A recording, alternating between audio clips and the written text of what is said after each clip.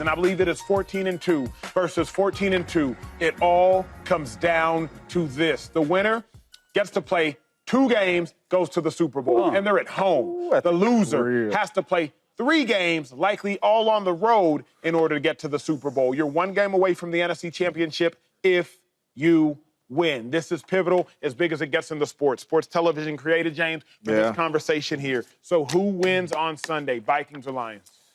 I like Detroit. I like Detroit in this game at home, 4-down territory, the whole length of the football field, crowd behind you. But no, on a serious note, I trust Goff more in this situation too, and I trust the Detroit Lions. I'm going with the better quarterback, the quarterback that has been in games like this, been in situations like this before. And not only that, they beat the Vikings at home, and Jared Goff had to really finish that game off on his right arm and make some plays. So I like the Detroit Lions in this one. It's going to be a really good football game. Yes, it is. But if I had to give the edge to a team, I got to go with Detroit at home with the better quarterback. 2-5, who you like? Why? I love that take, and I'm riding with it. I'm going with Detroit, right? My auntie's texting me right now, oh, Vikings. No. Detroit Lions. They're going to be at home for 1. They're 5-0 in the division, correct? So what they do is win. And I know we want to talk about the injuries and the defense. That didn't slow this team down. All they keep doing is winning. You keep counting them out, and they keep winning and winning and winning. I like the confidence. When you play this game, you love momentum and you love confidence. Well, when I watch the Detroit Lions, that's all they have. That's all they have. Quarterback playing well, the team's playing well. Offense is balling. You got an offense like that with a head coach that has that type of heart, that has that type of dog. Yeah. When you're a head coach and you are good at what you do and you have that personality, it trickles down to the team, to the coaches. When you watch the Detroit Lions, they don't make no excuses. So what we playing against the Niners and we have nothing to play for? We still gonna play. So what? The defense is all hurt. We still gonna play. And that's why they're gonna win. They're the better team. They got more dogs. Yeah, I said it. I like the Vikings, man.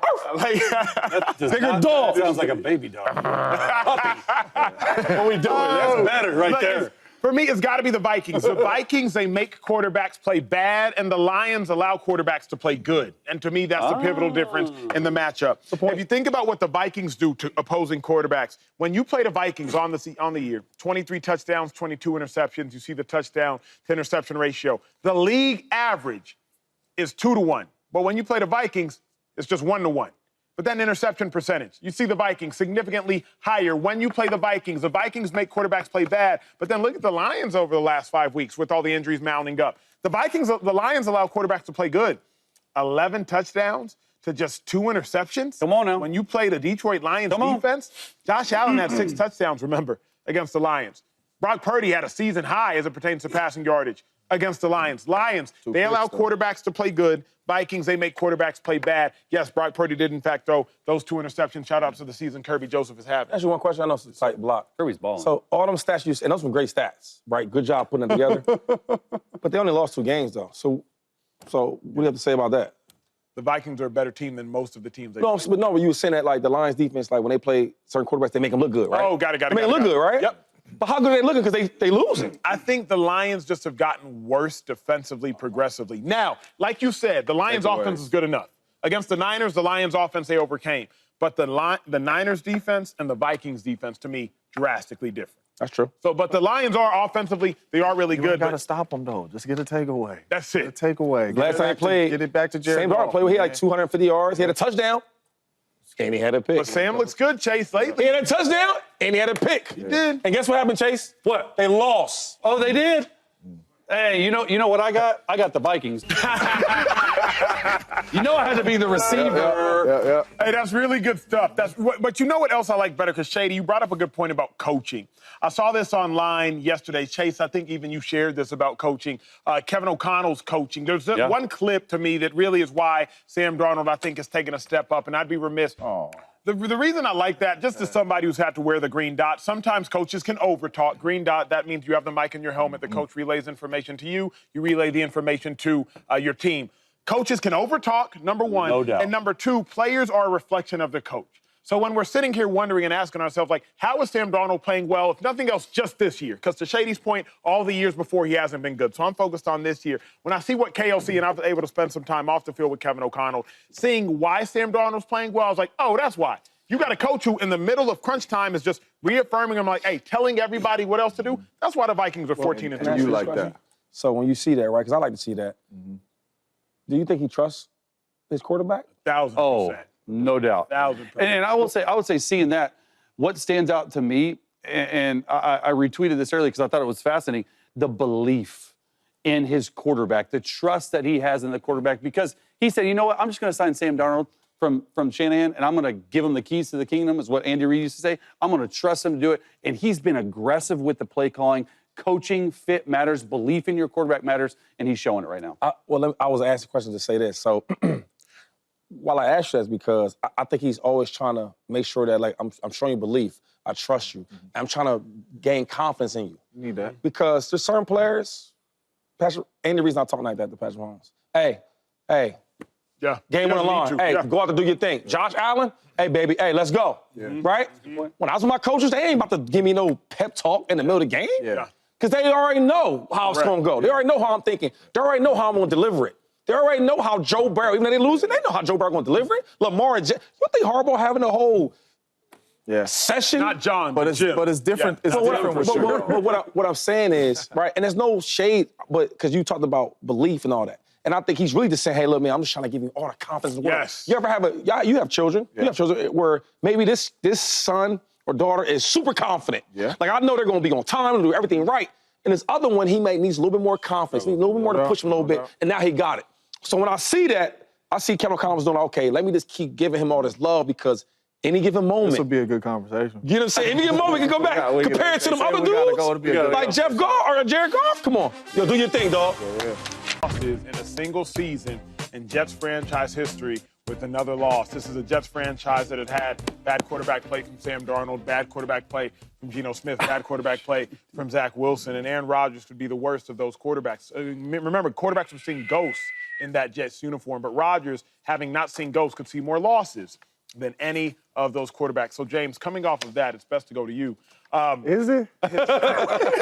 Yes, it is. James, should Sunday be Aaron Rodgers' last game, man? Should it be his last one? With everything you just said, Acho, record-wise and all that, no, it should not be his last year. I continue to say because that is my brother, cannot go out like this. And I'm talking wins-wise. Aaron Rodgers, number one, does not get enough grace for coming off of an Achilles injury because really, in my humble opinion, how great Aaron Rodgers has been. But I believe Aaron Rodgers can still play this game at a high level. And Chase has taught me about graphics. So I have a graphic. And this graphic has nothing to do with winning, obviously, but it's just to let the world know that he can still play the game of football. Right? Now, he is losing, but these other two quarterbacks up there we praise because, as we should, because they are going into the playoffs. Obviously, Aaron Rodgers has not won enough games in New York, but you cannot sit up here and tell me Aaron Rodgers cannot play the game of football. And he's coming off and fresh off of an Achilles injury. We cannot go out like that. I want to see Aaron Rodgers come back and play one more year. I don't really care how the season may go, but I want to see him come back one more year so he can erase with all the things that you just said with wins-wise as the quarterback and breaking these stats. I want to see Aaron Rodgers come back because I believe he could still play this game. He had a graphic. Yep. That was terrible. That's it. That's all three of them this year, though. Terrible, Shady. Like, bro, why are you doing this? Because that's all three of them this year. All day today, you was being honest and real. I am being honest. And you was doing a good job at your job. I am being honest. That was terrible. That's how they look this year. You showing two quarterbacks that have are winning. One of them is 15-1. Yep. And chasing a three-peat. The other one's going to playoffs, and you showing Aaron Rodgers. And numbers are identical. Just saying, I'm not talking about the win, Shady. I'm just saying that I believe he should come back because I think he could still. I believe he could still play the game. You could have said that without the graphic. No, because I gotta let the viewers know the other dudes we praising. But he is right. This shouldn't be like his last year. It should be his last game. Yeah. Does that make sense? Explain. It sounded good. It's gonna have a backup, a little pause there. Hey, no, I get where you're going. No, but it's be the last game though. Look, we gotta celebrate Aaron Rodgers, right? He hasn't looked good the last couple of years, and you talked about it, and I actually gave you that stat that he's tied for the worst record of losing and a starting quarterback. But it's like, let's just embrace who he is, man. He was a great quarterback when he played, right? Them years and days are over with. But the duration of his career was exciting. Yeah. 4 MVPs, the way he threw the ball and all that, his cool interviews, I guess. Like, everything with Aaron Rodgers, who he is, I loved it, though, right? Because the good and the bad, I take all of it in. And you won't have another quarterback like Aaron Rodgers for another 50 years from now. So give him his flowers. It's time for him to be done, though. Because one thing you did say, Zach Wilson was an awful quarterback. Well, he's still awful. Yeah, just stop right there, because that was No. But I'm saying he's won more games than Aaron Rodgers. Wow. Come on, dog. It's over. It's hard to do. I don't think he can go out like this. Like he's got to have another year. It's just Another like, one? Yeah, I think he's got to have another year. And honestly, like a team, I'm just throwing this out. What about a team like Titans that are sort of in QB conundrum that really don't have anything? He has property in Nashville. Like there's gonna be probably a team to give him a chance. You know what I mean? Like something like that. But back in March, it's crazy how it's changed. Rodgers said, "I'm hopeful I can play 2 or 3 or 4 more years." See what I'm saying? But you need to have some good fortune in there, too. That was a long time ago. That was March, James. That was this year. And now it's like at the end of the year, he's indicating he needs some time away. I need a break mentally, all this stuff.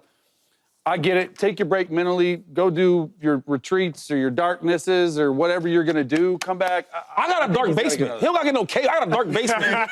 You don't got ayahuasca. He's done with the dark. Why do we keep bringing up the dark? He ain't done with the dark. What up, YouTube family? Welcome to the facility. Thanks for watching, and you better be sure to hit that subscribe button if you want to get more highlights from the show and all of our exclusive content.